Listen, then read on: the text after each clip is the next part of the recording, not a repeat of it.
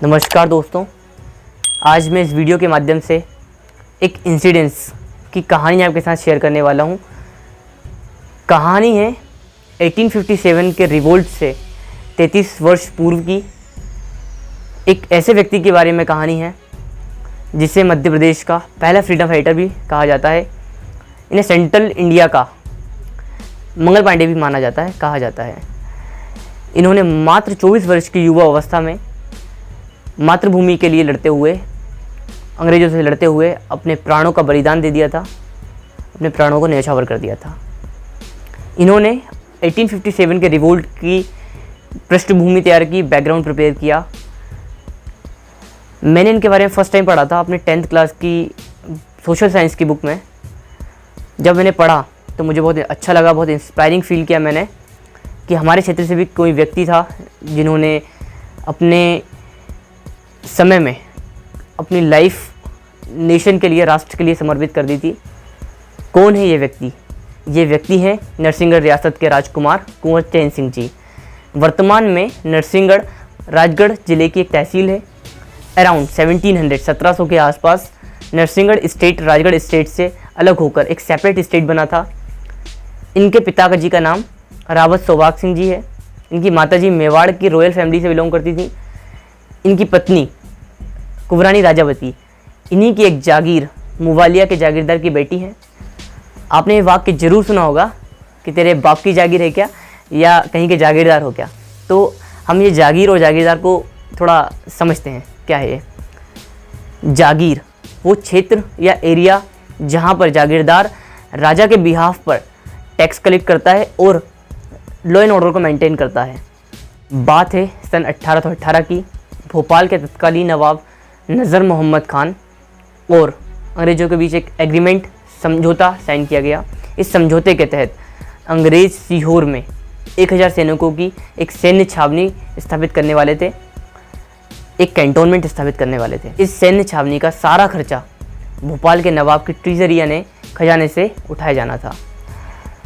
इस सैन्य छावनी का इंचार्ज बनाया गया पॉलिटिकल एजेंट मेडोक को।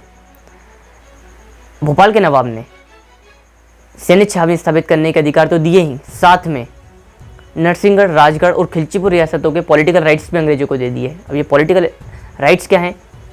पॉलिटिकल राइट्स, राजनीतिक अधिकार। ये क्या है? मतलब अब आगे से जो अंग्रेज़ हैं वो नरसिंहगढ़, राजगढ़ और खिलचीपुर रियासतों के लॉ एंड ऑर्डर का काम और टैक्स कलेक्शन का काम देखेंगे। बाकी सारे जो रियासतें थी, राजगढ़ और खिलचीपुर जो रियासत थी, वे तो शांत रहे, चुप रहे, झुक गए या समझ लीजिए। लेकिन कुंवर चैन सिंह को ये स्लेवरी, गुलामी जैसा प्रतीत हुआ। उन्होंने रेजिस्ट करना शुरू कर दिया, विरोध करना शुरू कर दिया। उन्होंने आसपास के राजा रजवाड़ों के साथ में मीटिंग्स करना शुरू कर दी, उनको इकट्ठा करना शुरू कर दिया कि इस समस्या से कैसे डील किया जाए, अंग्रेज़ों के साथ कैसे डील किया जाए, इनसे कैसे निपटा जाए। उनके साथ सीक्रेट मीटिंग्स उन्होंने शुरू कर दी। नरसिंहगढ़ रियासत के मंत्री रूपराम बोहरा और दीवान आनंद राम बख्शी अंग्रेज़ों के साथ मिल जाते हैं और जो पैलेस है या रियासत है या कुंवर चैन सिंह की जो भी गुप्त जानकारियाँ थी, जो किन एक्टिविटीज़ में वो इन्वॉल्व थे, उन सब की जानकारियाँ अंग्रेज़ों तक पहुँचा रहे थे, उन्हें मुहैया करा रहे थे।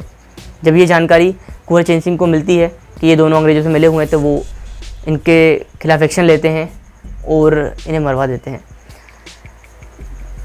अब ये दीवान क्या पोस्ट होती है? तो दीवान एक पोस्ट हुआ करती थी उस समय जो आज के फाइनेंस मिनिस्टर के इक्विवेलेंट होती है। तो जब मरवा देते थे, इनका मंत्री जो था, मंत्री का भाई जाता है, मंत्री कौन था? रूपराम बोहरा का भाई जाता है कलकत्ता गवर्नर जनरल के पास और कहता है कि मेरा भाई आपके साथ मिला हुआ था, आपको सपोर्ट कर रहा था, आपकी हेल्प कर रहा था, और कुंवर चैन सिंह ने उसे मार दिया और आपने कोई एक्शन नहीं लिया, आप एक्शन लीजिए, मुझे रिवेंज चाहिए, मुझे न्याय चाहिए।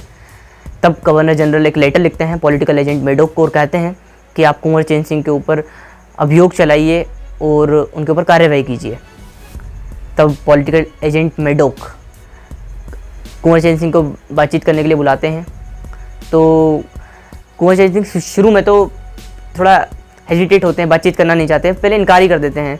पर जब आगे चल के धीरे धीरे जैसे जैसे सहमति होती है तो बैरसिया में भोपाल के पास में एक बैरस की जगह, वहाँ पर एक मीटिंग फिक्स कराई जाती है। तो उसमें कुंवर चेन सिंह 2 तलवार के साथ पहुँचते हैं। जब 2 तलवार लेकर पहुँचते हैं तो मैडोक पूछता है कि ये 2 तलवारें क्यों, वाई दीज 2 swords। तो कुंवर चेन सिंह जो कि यंग हैं उस समय थे, अब तो क्या है, तो वो ब्लंटली रिप्लाई करते हैं कि एक तलवार तो घर के गद्दारों के लिए, टाइटर्स के लिए, और दूसरी बाहर के दुश्मनों के लिए। अब मैडोक समझ जाता है कि ये इशारा किसकी तरफ था। मैडोक कुंवर चेन सिंह के सामने 3 शर्तें रखता है। पहली शर्त, आपको नरसिंहगढ़ छोड़कर जाना पड़ेगा, ऐसा कहते हैं कि उनसे वाराणसी जाने को कहा गया था। दूसरी शर्त, आगे से जो नरसिंहगढ़ रियासत है वो अंग्रेज़ों के अधीन आ जाएगी, जो अंग्रेज़ों का आधिपत्य स्वीकार करनी पड़ेगी नरसिंहगढ़ रियासत को। तीसरी शर्त, अब जो भी आगे से नरसिंहगढ़ रियासत में ओपीएम की प्रोडक्शन होगी, अफीम की प्रोडक्शन होगी, वो अंग्रेज़ खरीदेंगे। अब ओपीएम में, अफीम में अंग्रेज़ों को क्यों इंटरेस्ट था, वो क्यों इसमें दिलचस्पी ले रहे थे, क्योंकि उस समय क्या था कि मालवा की जो अफीम थी उसको अंग्रेज़ चाइना से एक्सपोर्ट करते थे, वहाँ से टी लीव्स, चाय की पत्ती, चाय की इंपोर्ट करते थे अमेरिका और ब्रिटेन में। कुंवर चेन सिंह ने इन तीनों शर्तों को एक सिरे से नकार दिया। जब बात बिगड़ती दिखी, बनती नहीं दिखी, तो मैडोक कहता है कि आप 24 जुलाई को 1824 को सीहोर आइए, वहाँ पे कैंटोनमेंट है, सैन्य छावनी है, वहाँ पर हम विस्तार में इन विषयों पर, इन शर्तों पर चर्चा करेंगे, इन पर गहन विचार करेंगे। वे अपने 2 विश्वस्त साथी सारंगपुर निवासी हिम्मत खां और बहादुर खां के साथ व अपने अन्य 50 सैनिकों के साथ सीहोर पहुँचते हैं। उनका प्यारा कुत्ता शेरू भी उनके साथ सीहोर पहुंचता है। वहाँ पर वे जब पहुंचते हैं तो पॉलिटिकल एजेंट मैडोक वहाँ पर उपस्थित होता है। इनके बीच में बातचीत शुरू होती है। बातचीत के माध्यम से मैडोक चाहता है कि इनकी जो 2 तलवारें हैं वो ले ली जाएँ, इनको अनार्म्ड कर दिया जाए, निशस्त्र कर दिया जाए। तो वो पहली तलवार मांगता है कि देखने के उद्देश्य से लेता है। जब देखता है इसके बाद फिर दूसरी तलवार भी मांगता है। दूसरी तलवार मांगता है तो कुंवर चेन सिंह समझ जाते हैं कि यह मुझे निशस्त्र करना चाहता है। तो वे खड़े होते हैं और लड़ना शुरू कर देते हैं। जब लड़ाई शुरू हो जाती है तो जो वार्ता स्थल था वहाँ से लेकर के तहसील चौराहा से लोटिया पुल से दशहरा वाला बाग तक ये लड़ाई चलती है, युद्ध चलता है। तो दशहरा वाला बाग में एक अंग्रेज़ तोपची इनके सैनिकों के ऊपर गोली बरसा रहा होता है। तो ये देखते हैं और उस तोपची की ओर आगे बढ़ते हैं और अपनी तलवार से उसका सर धड़ से अलग कर देते हैं। तो जब सर धड़ से अलग करते हैं तो इनकी तलवार तोप में कहीं फंस जाती है। तो निकालते हैं इतने ही समय में पास में खड़ा एक अंग्रेज़ सिपाही उस मौके का फ़ायदा उठाता है और कुंवर चेन सिंह का सर धड़ से अलग कर देता है। यहीं पर कुंवर चेन सिंह वीर गति को प्राप्त होते हैं और इसी लड़ाई को, इसी युद्ध को बैटल ऑफ सीहोर के नाम से भी जाना जाता है। कुंवर चेन सिंह को यह नॉलेज था कि 1000 सैनिकों के सामने, और उस समय इन 1000 सैनिकों के पास में, अंग्रेज़ों के पास में उस समय के आधुनिक हथियार थे, इनके सामने इनकी मुट्ठी भर सेना, 50 लोगों की मुट्ठी भर सेना ज़्यादा देर तक टिक नहीं पाएगी। लेकिन वे लड़ते हैं और 25 अंग्रेज़ सैनिकों को मौत के घाट उतार कर शहादत प्राप्त करते हैं। उनके साथ में जिस घोड़े पर कुंवर चेन सिंह सवार थे उसका नाम था सूर्य किरण। ऐसा कहा जाता है, दंत कथाओं में ऐसा कहा जाता है कि कुंवर चेन सिंह का सर जब धड़ से अलग हुआ तो उस सर को सूर्य किरण ही नरसिंहगढ़ लेकर के गया था। उनकी याद में, कुंवर चेन सिंह की याद में, उनकी पत्नी कुंवरानी राजावती ने परशुराम सागर, नरसिंहगढ़ का एक लेक है वहाँ पर, परशुराम सागर नाम है उसका, उसमें एक इनके नाम पर एक मंदिर का निर्माण कराया था जिसे आज कुंवरानी का मंदिर के नाम से जाना जाता है। 2015 से मध्य प्रदेश सरकार ने यहाँ पर जो सीहोर में इनका समाधि स्थल है, छतरी के नाम से इसे कहते हैं, कुंवर चेन सिंह की छतरी पर गार्ड ऑफ ऑनर देना भी प्रारंभ किया है। इनकी जो छतरी है उसी के समीप जो हिम्मत खां और बहादुर खां हैं उनकी भी समाधियाँ हैं, उनकी भी मज़ारें हैं। तो एक ऐसा एक रिलीजियस हार्मनी जैसी बात है कि पास में एक हिंदू और पास में एक मुस्लिम की समाधि या शहीद स्थल मौजूद है।